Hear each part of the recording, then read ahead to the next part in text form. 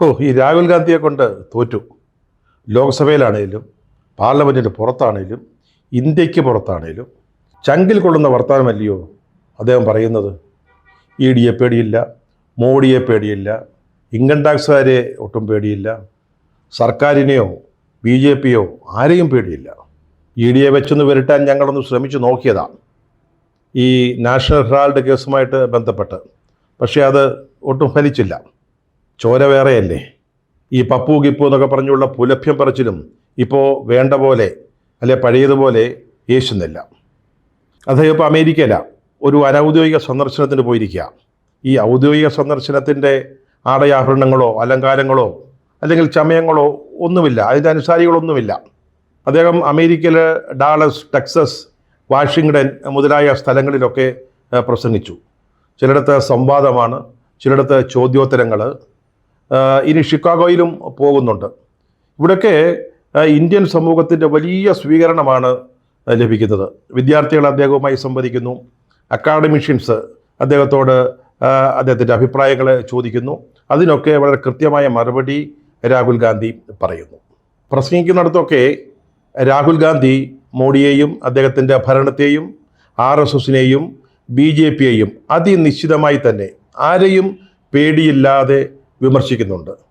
ഈ നമ്മുടെ ഡിജിറ്റൽ നവഭാഷ കടമെടുത്ത് പറഞ്ഞാൽ വലിച്ചു കീറി ഭിത്തിയിൽ ഒട്ടിക്കുന്നുണ്ട്.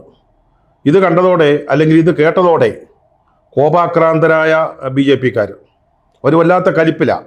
അവരിപ്പോൾ രാഹുൽ ഗാന്ധിക്കെതിരെ വഞ്ചകനാണ്, രാജ്യദ്രോഹിയാണ് എന്നൊക്കെ പറഞ്ഞുകൊണ്ട് ഇപ്പോൾ സജീവമായി രംഗത്ത് വന്നിരിക്കുകയാണ്. കഴിഞ്ഞ ലോക്സഭാ തെരഞ്ഞെടുപ്പ് ഫലം പുറത്തു വന്നതോടെ രാജ്യത്ത് മോഡിയോടുണ്ടായിരുന്ന ഒരു പേടി അശേഷമില്ലാതായിരിക്കുന്നുവെന്നാണ് രാഹുൽ ഗാന്ധി ഈ യോഗങ്ങളിലൊക്കെ പറയുന്നത്. വളരെ പെട്ടെന്ന് അവിശ്വസനീയമായ വേഗതയിൽ അത് സംഭവിച്ചു. അത്തരത്തിലൊരു മാറ്റം ഉണ്ടായി. രാഹുൽ പറയുന്നത് അദ്ദേഹത്തിൻ്റെയോ അല്ലെങ്കിൽ കോൺഗ്രസിൻ്റെയോ അല്ലെങ്കിൽ ഇന്ത്യ സഖ്യത്തിൻ്റെയോ ഒന്നൊരു നേട്ടമല്ല. ഇത് ജനാധിപത്യത്തിൻ്റെ വിലയറിയുന്ന, ജനാധിപത്യത്തിൽ വിശ്വസിക്കുന്ന ഇന്ത്യയിലെ ജനങ്ങൾക്കുണ്ടായ നേട്ടമാണ്. അവർ കൊണ്ടുവന്ന വിജയമാണ്. നരേന്ദ്രമോദി വാസ്തവത്തിൽ ചെയ്യുന്നത് ഭരണഘടനയെ അറ്റാക്ക് ചെയ്യുകയാണ്, ആക്രമിക്കുകയാണ് എന്ന് ഇന്ത്യയിലെ ജനങ്ങൾ തിരിച്ചറിഞ്ഞു. അവരതിനെ ചെറുത്തു. അതിൻ്റെ പ്രതിഫലനമാണ് കഴിഞ്ഞ ലോക്സഭാ തെരഞ്ഞെടുപ്പിൽ ഉണ്ടായത്. അതോടെയാണ് ഈ മോഡിപ്പേടി ഇന്ത്യയിൽ നിന്ന് വിട്ടകന്നത്. ഈ മോഡിപ്പേടി എന്ന് പറഞ്ഞാൽ കൈവശമുള്ള ചില ഉപകരണങ്ങളുണ്ടല്ലോ, ഭരണകൂടത്തിൻ്റെ ഉപകരണങ്ങൾ, ED അല്ലെങ്കിൽ ഇൻകം ടാക്സ്, അതുപോലെയുള്ള ഏജൻസികൾ, ഇതിനെയൊക്കെ ഉപയോഗിച്ച്, അതുപോലെ തന്നെ BJPയുടെ സംഘബലം ഉപയോഗിച്ച് നാട്ടിലെങ്ങും ഭീതി വളർത്തുക എന്നുള്ളതായിരുന്നു മോഡിയുടെയും BJPയുടെയും തന്ത്രം. അത് ഉപയോഗിച്ച് രാജ്യത്തെ വരുതിയിൽ നിർത്താനാണ് BJPയും RSSും ഒക്കെ ശ്രമിച്ചത്. തെരഞ്ഞെടുപ്പ് കഴിഞ്ഞോടെ അതിപ്പോൾ ഇല്ലാതായിരിക്കുക, മോഡിപ്പേടി ഇല്ലാതായിരിക്കുന്നു. ഇത് പറഞ്ഞാൽ ഇങ്ങനെ രാജ്യത്തെ വരുതിയിൽ നിർത്താൻ ആഗ്രഹിച്ച BJPക്കാർക്ക് ദഹിക്കുമോ അല്ലെങ്കിൽ രുചിക്കുമോ? അടുത്ത വർഷം ശതാബ്ദി ആഘോഷിക്കുന്ന RSS പുലർത്തുന്ന ആശയങ്ങളെയാണ് അദ്ദേഹം വിമർശിച്ചത്. അതിൻ്റെ അടിസ്ഥാനത്തിലായിരുന്നു അദ്ദേഹം സംസാരിച്ചത്. രാഹുൽ പറഞ്ഞത് RSS എന്ന് പറയുന്ന ഈ പ്രസ്ഥാനം ഇന്ത്യ എന്ന് പറഞ്ഞാൽ ഒറ്റ ആശയം ആണ് എന്നാണ് വിശ്വസിക്കുന്നത്. കോൺഗ്രസ് അങ്ങനെയല്ല. കോൺഗ്രസ് ഇന്ത്യയെ കാണുന്നത് ആശയങ്ങളുടെ ഒരു സമാഹാരം അല്ലെങ്കിൽ ഒരു കൂട്ടമായിട്ടാണ്. വിവിധ തരത്തിലുള്ള സംസ്കാരങ്ങൾ, അതുപോലെ തന്നെ വിവിധ പാരമ്പര്യങ്ങൾ, ഭാഷകൾ, മതവിശ്വാസങ്ങൾ, അനുഷ്ഠാനങ്ങൾ, അതുപോലെ തന്നെ കലകൾ, ഇങ്ങനെ വളരെ വ്യത്യസ്തമായ ആശയങ്ങൾ ചേരുന്ന ഒരു കൂട്ടം. അതാണ് ഇന്ത്യ. ആ ആശയങ്ങൾക്കെല്ലാം, വ്യത്യസ്തമായ ആശയങ്ങൾക്കെല്ലാം വളരുന്നതിന് അല്ലെങ്കിൽ അത് പുലരുന്നതിന് ഇന്ത്യയിൽ സ്വാതന്ത്ര്യം വേണം. അവർക്ക് അതിനുള്ള അവസരം ഉണ്ടാവണം. സ്ത്രീകളോട് BJPയും RSSും പുലർത്തുന്ന സമീപനത്തെയും രാഹുൽ ഗാന്ധി നിശ്ചിതമായി വിമർശിക്കുകയുണ്ടായി. അദ്ദേഹം പറഞ്ഞത് RSS കരുതുന്നത് സ്ത്രീകൾ അടുക്കളയിൽ ഒതുങ്ങി നിൽക്കണം, പാചകം, കുട്ടികളെ വളർത്തൽ, ഇതൊക്കെയായിട്ട് ഒതുങ്ങി നിൽക്കണമെന്നാണ്. കോൺഗ്രസ് അങ്ങനെയല്ല. പുരുഷന്മാർക്ക് കിട്ടുന്ന എല്ലാ അവസരങ്ങളും സ്ത്രീകൾക്കും ലഭിക്കണം. സ്ത്രീകൾ എന്താകാൻ ആഗ്രഹിക്കുന്നു, ഏത് ലക്ഷ്യത്തിലെത്താൻ ആഗ്രഹിക്കുന്നു, അതിന് അവരെ സഹായിക്കുന്ന പരിതസ്ഥിതി ഇന്ത്യയിൽ ഉണ്ടാവണം, രാജ്യത്ത് ഉണ്ടാവണം. പുരുഷന്മാർക്കൊപ്പം നിൽക്കുന്നതിന് സ്ത്രീകളെ പ്രാപ്തരാക്കണം. അതേസമയം ഇവിടെ RSS ചെയ്യുന്നത്, BJP ചെയ്യുന്നത് ഭരണഘടനയെ ആക്രമിക്കുകയാണ്. അതുപോലെ സംസ്ഥാനങ്ങളുടെ നേർക്ക് ആക്രമണോത്സുകമായ ഒരു നിലപാട് സ്വീകരിക്കുകയാണ്. ഇത് നമുക്ക് അംഗീകരിക്കാൻ പറ്റില്ല. ഇതിനെ നമുക്ക് ചെറുത്ത് തോൽപ്പിക്കുക തന്നെ ചെയ്യണം. പറഞ്ഞല്ലോ, RSSൻ്റെ 100ാം വാർഷികം അടുത്ത വർഷം. RSS എന്ന് പറയുന്ന സംഘടന ഇന്ത്യയിലെ ഏറ്റവും വലിയ പരമോന്നത സംഘടനയായി പ്രഖ്യാപിക്കാൻ കാത്തിരിക്കുകയാണ് സംഘപരിവാരം. അപ്പോഴാണ് രാഹുൽ ഗാന്ധി അമേരിക്കയിൽ ചെന്നിട്ട് RSSൻ്റെ ദർശനങ്ങളെ, അവരെ പുലർത്തുന്ന ആശയങ്ങളെ അതിശക്തമായിട്ട് വിമർശിക്കുന്നത്. ഒരുപക്ഷെ ഇതിനേക്കാളൊക്കെ BJPയെ പ്രകോപിപ്പിച്ചത്, അല്ലെങ്കിൽ സംഘപരിവാരത്തെ പ്രകോപിപ്പിച്ചത് രാഹുൽ ഗാന്ധി പറഞ്ഞ മറ്റൊരു കാര്യമായിരിക്കണം. അതായത് അദ്ദേഹം പറഞ്ഞു, ഒരു പ്രതിപക്ഷ നേതാവ് എന്ന നിലയിൽ അദ്ദേഹം ആഗ്രഹിക്കുന്നത് ഇന്ത്യൻ രാഷ്ട്രീയത്തിൽ അപ്രത്യക്ഷമായിക്കൊണ്ടിരിക്കുന്ന സ്നേഹം, ബഹുമാനം, വിനയം മുതലായ മൂല്യങ്ങൾ തിരികെ കൊണ്ടുവരണം എന്നാണ്. അത് BJPക്കാർക്ക് ഇഷ്ടപ്പെടുമോ?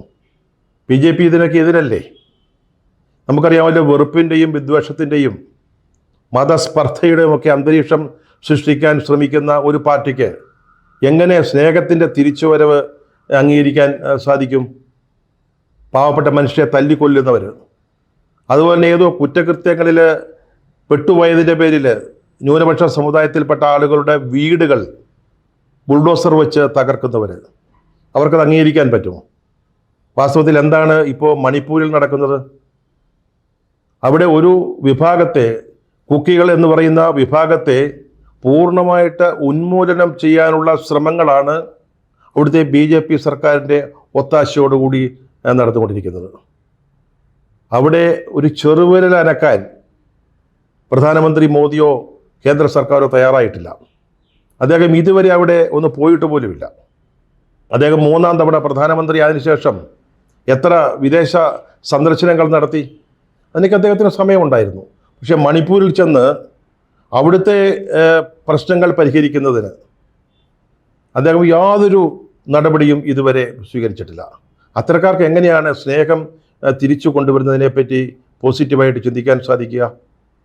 അതുപോലെ നെഹ്റു അടക്കമുള്ള നേതാക്കളെ, ദേശീയ നേതാക്കളെ പരിഹസിക്കുകയും അപഹസിക്കുകയും ചെയ്യുന്ന ഒരു സംസ്കാരമാണ് BJP എത്രയോ കാലമായിട്ട് പുലർത്തിപ്പോരുന്നത്. അധികാരം കിട്ടിയതിൻ്റെ, ഭൂരിപക്ഷം ഉണ്ട് എന്നതിൻ്റെ ധാർഷ്ട്യം പ്രകടിപ്പിക്കുന്ന ആളുകൾ, അവർക്ക് ബഹുമാനം, വിനയം മുതലായ മൂല്യങ്ങളോട് എങ്ങനെ പൊരുത്തപ്പെടാൻ സാധിക്കും? സത്യം പറഞ്ഞാൽ ഈ മൂല്യങ്ങൾ ഇന്ത്യൻ രാഷ്ട്രീയത്തിലേക്ക് തിരിച്ചു വരികയാണെങ്കിൽ അതോടെ BJPയുടെ പ്രസക്തി ഇല്ലാതാവുകയാണ് ചെയ്യുക. ഇതൊക്കെയാണ് ഇന്ത്യയിലെ സംഘപരിവാരത്തെ വല്ലാതെ അങ്ങ് പ്രകോപിപ്പിച്ചത്. അവരെ കട്ടക്കരിപ്പിലാകാനുള്ള കാരണം അതാണ്. രാഹുലിൻ്റെ പ്രസംഗം കേട്ട് കോപാക്രാന്തരായ BJP അല്ലെങ്കിൽ സംഘപരിവാരം വെടിയും പടയുമായിട്ട് ഇപ്പോൾ രംഗത്ത് വന്നിരിക്കുകയാണ്. കേന്ദ്രമന്ത്രിയായ ഗിരിരാജ് സിംഗാണ് ഇതിൻ്റെ മുൻനിരയിൽ നിന്ന് കണ്ടത്. അദ്ദേഹം വഞ്ചകൻ എന്നാണ് രാഹുൽ ഗാന്ധിയെ വിശേഷിപ്പിക്കുന്നത്. രാഹുൽ ഗാന്ധി വഞ്ചകനാണത്രേ. സ്വാതന്ത്ര്യ സമര പ്രസ്ഥാനത്തിന് വേണ്ടി എല്ലാം ത്യജിച്ച ഒരു കുടുംബത്തിലെ പിന്മുറക്കാരനാണ് രാഹുൽ ഗാന്ധി. അത് മറക്കരുത്. ആ കുടുംബത്തിൽപ്പെട്ട ആരും മാപ്പെഴുതി കൊടുത്ത് സ്വാതന്ത്ര്യ സമരത്തിൽ നിന്ന് പിന്നാക്കം പോയിട്ടില്ല. ആരുടെയും ഷൂ നക്കിയിട്ടില്ല. ആരെയും പിന്നിൽ നിന്ന് കുത്തിയിട്ടില്ല. ആ പാരമ്പര്യത്തിന് ഉടമയായ രാഹുൽ ഗാന്ധിയാണ് വഞ്ചകൻ എന്ന് BJP നേതാവ് വിശേഷിപ്പിക്കുന്നത്. അദ്ദേഹം രാജ്യദ്രോഹിയാണത്രേ. എന്താ ഈ രാജ്യദ്രോഹി എന്ന് പറഞ്ഞാൽ? എന്തുകൊണ്ടാണ് അദ്ദേഹത്തെ അങ്ങനെ വിളിക്കാൻ നിങ്ങൾക്ക് തോന്നുന്നത്? പ്രധാനമന്ത്രി മോഡിയെ വിമർശിച്ചാൽ, RSSനെയും BJPയെയും വിമർശിച്ചാൽ അത് രാജ്യദ്രോഹ കുറ്റമാണോ? എന്താ മോദി എന്ന് പറയുന്ന ആണോ രാജ്യം? രാജ്യവും ശക്തിയും മഹത്വവും മോഡിയാണോ? പണ്ട് AICC പ്രസിഡൻ്റായിരുന്ന DK ബറുവ ഇന്ദിരാഗാന്ധിയെ ഇന്ത്യ എന്നാൽ ഇന്ദിരാഗാന്ധി, ഇന്ദിര എന്നാൽ ഇന്ത്യ എന്ന് പറഞ്ഞു. ആ പറഞ്ഞത് നാഴിക്ക് 40 വട്ടം ഓർമ്മിപ്പിക്കുന്ന ഒരു പാർട്ടിയാണ് BJP. ഇപ്പോൾ അവർ പറയുന്നു മോദിയെ വിമർശിച്ചാൽ അത് രാജ്യദ്രോഹ കുറ്റമാകുമെന്ന്. രാഹുലിനെതിരെ ആ കുറ്റം ചുമത്തണമെന്നാണ് ഇപ്പോൾ ഈ കേന്ദ്രമന്ത്രി ആവശ്യപ്പെട്ടിരിക്കുന്നത്. നടക്കട്ടെ, ധൈര്യമുണ്ടെങ്കിൽ ചെയ്യ്. അദ്ദേഹം അമേരിക്കയിൽ നിന്ന് അടുത്ത ദിവസം തിരിച്ചെത്തുമല്ലോ. അപ്പോൾ നിങ്ങൾക്ക് അദ്ദേഹത്തെ ഈ രാജ്യദ്രോഹ കുറ്റം ചുമത്തി അറസ്റ്റ് ചെയ്യാം, വേണമെങ്കിൽ തൂക്കിലിടാം, ചെയ്യാമെങ്കിൽ ചെയ്യ്. ഇനി കുറേ ജന്മങ്ങൾ കഴിഞ്ഞാലും രാഹുൽ ഗാന്ധിക്ക് RSSൻ്റെ മൂല്യങ്ങളും സംസ്കാരവും മനസ്സിലാവില്ലെന്നാണ് ഈ കേന്ദ്രമന്ത്രി പറഞ്ഞത്. അതിന് കോൺഗ്രസിൻ്റെ വക്താവ് പവൻ ഖാരെ കൃത്യമായ മറുപടിയും കൊടുത്തു. ആ സംഘടനയുടെ ചരിത്രവും മൂല്യങ്ങളും സംസ്കാരവും അറിയാൻ ആരാണ് സമയം പാഴാക്കാൻ പോകുന്നത്? അത് പൊള്ളയായ ഒരു ചരിത്രവും സംസ്കാരവുമാണ് എന്നാണ് പവൻ ഖാരെ പറഞ്ഞത്. ഈ പറഞ്ഞതിനൊരു അനുബന്ധക്കുറിപ്പുണ്ട് കേരളത്തിൽ നിന്ന്. രാഹുൽ ഗാന്ധി അമേരിക്കയിൽ RSSനെ ആശയപരമായി വിമർശിക്കുമ്പോൾ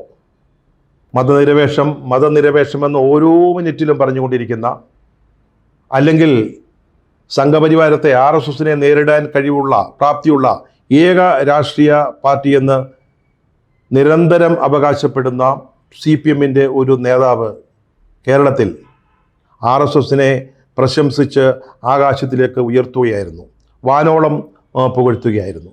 മറ്റാരുമല്ല, നമ്മുടെ സ്പീക്കർ AN ഷംസീർ അങ്ങനെ പറഞ്ഞത് എന്തുകൊണ്ടാണ് എന്ന് നമുക്കറിയില്ല. CPMലെ ഉൾപാർട്ടി പ്രശ്നങ്ങളുടെ എന്തെങ്കിലും പ്രതിഫലനമാവാം, നമുക്കതിപ്പോൾ അറിഞ്ഞുകൂടാ. പക്ഷേ ഷംസീറിൻ്റെ ഈ പ്രശംസാ വചനം കേട്ട് നാഗപ്പൂര് പോലും കോൾമേർ കൊണ്ടു എന്നാണ് പുറത്തേക്ക് വരുന്ന വിവരം. ഇനി ഷംസീറിൻ്റെ സ്റ്റാഫിനൊരു കാര്യം ചെയ്യാൻ കേട്ടോ, അദ്ദേഹത്തിൻ്റെ ഈ വാക്കുകൾ അതിൻ്റെ തർജ്ജമ സഹിതം നാഗപ്പൂരിലെ RSS കാര്യാലയത്തിലേക്ക് അയച്ചു കൊടുത്താൽ മടക്ക തപാലിൽ തന്നെ ഷംസീറിനുള്ള ബഹുമതി പത്രം അവർ അയച്ചു കൊടുക്കും.